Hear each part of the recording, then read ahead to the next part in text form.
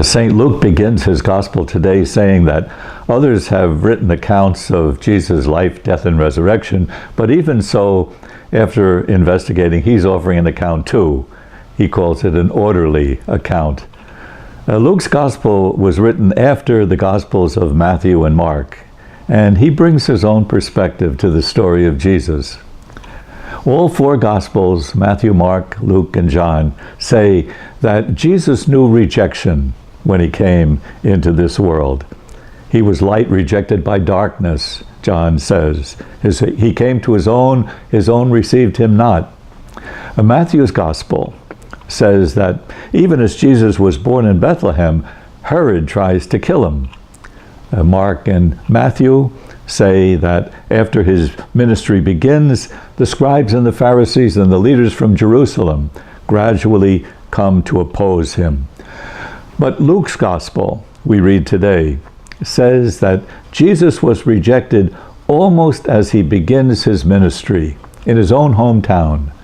His own family, his neighbors, friends reject him. They reject him in their synagogue, a synagogue of all places, where you would expect them to recognize the presence of God in a special way. But there, when Jesus reads the prophet Isaiah, "The Spirit of the Lord is upon me to bring glad tidings to the poor," and then he announces, "Today, this reading is fulfilled in your sight," they reject him. That's a hard rejection. Your own rejecting you. I think of that rejection of Jesus at Nazareth as I look at so many people today abandoning their own religious traditions and their own churches and their synagogues. This is especially true here in North America and in Europe. There's a flight from organized religions, a flight from organized religions. You can see it as religious institutions and churches and schools and synagogues close. I notice it especially as I see the numbers of our church going down.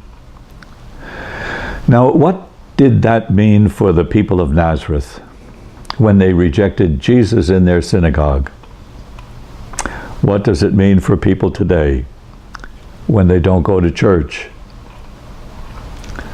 One of the great Catholic theologians of the 20th century, the Dominican Yves Congar, was asked once where he got all his wisdom. And he said, "I've gotten at least half of my insights from the liturgy and the celebration of the Christian mysteries." In other words, he found wisdom and insights going to church. Not just in figuring things out on his own, not just going to good schools or getting a good education. Going to church regularly was the important way that he learned about life and about God. That's true for us too, I think. Now, I know going to church is not always an exhilarating experience. People tell you, "I don't get anything out of it. I'm bored." Yes, that's true. Yet life can be boring too. But life, boring life, unpredictable life, is where God is and where we live. And our religious traditions have always helped us to find God there. They help us to make our way through life. God wants us to know and to love Him and to manage this world of ours. How to be patient and what to hope for. They're all God's gifts. Now, and none of our religious traditions are perfect, but we have to hold on to them, especially today when life is so hard to figure out.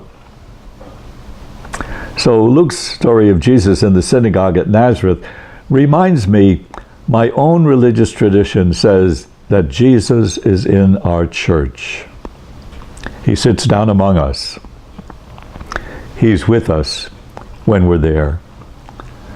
We may not recognize Him, but He's there.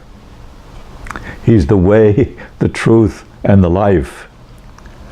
The Spirit of the Lord, he says, is upon me, to bring glad tidings to the poor and to all of you.